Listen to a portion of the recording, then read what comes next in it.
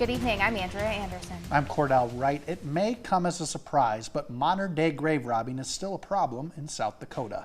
A massive FBI raid in 2013 revealed that South Dakota Native American belongings and remains are sought all around the globe. I-Team reporter Beth Warden looks into where the items from that raid are today and how to track other sacred items that still need to be repatriated to South Dakota tribes. She has that story for us tonight.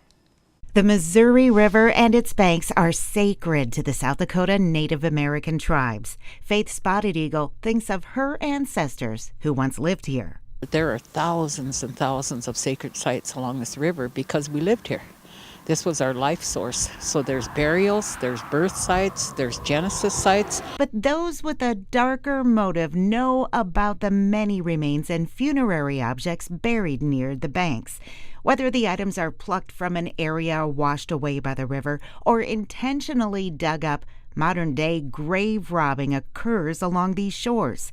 State archaeologist Cassie Vogt knows grave robbing is not a thing of the past. I think along the Missouri, like you mentioned, has been it's just a very archaeological rich area. And so looting and vandalism are widespread issues, globally at archaeological sites.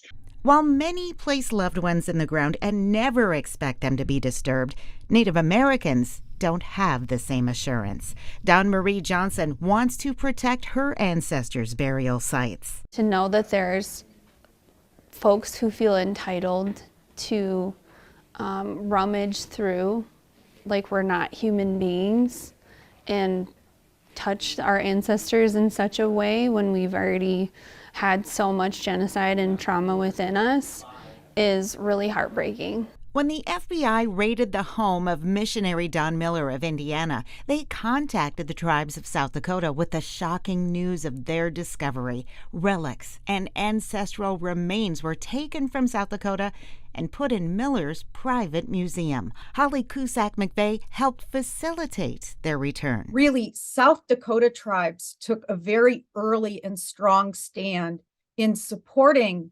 the efforts to get their ancestors and their belongings back home. The FBI continues to identify and return other belongings across the globe from that raid.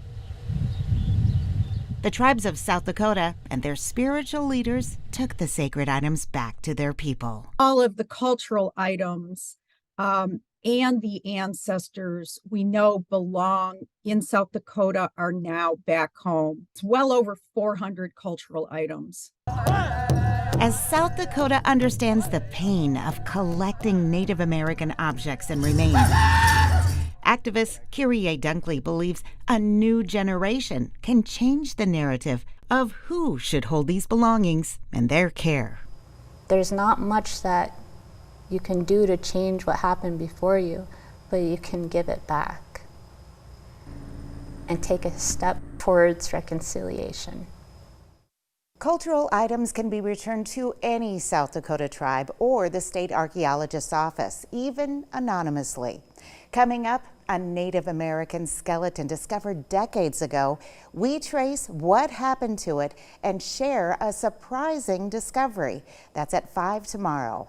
In Sioux Falls, Beth Warden, Dakota News Now.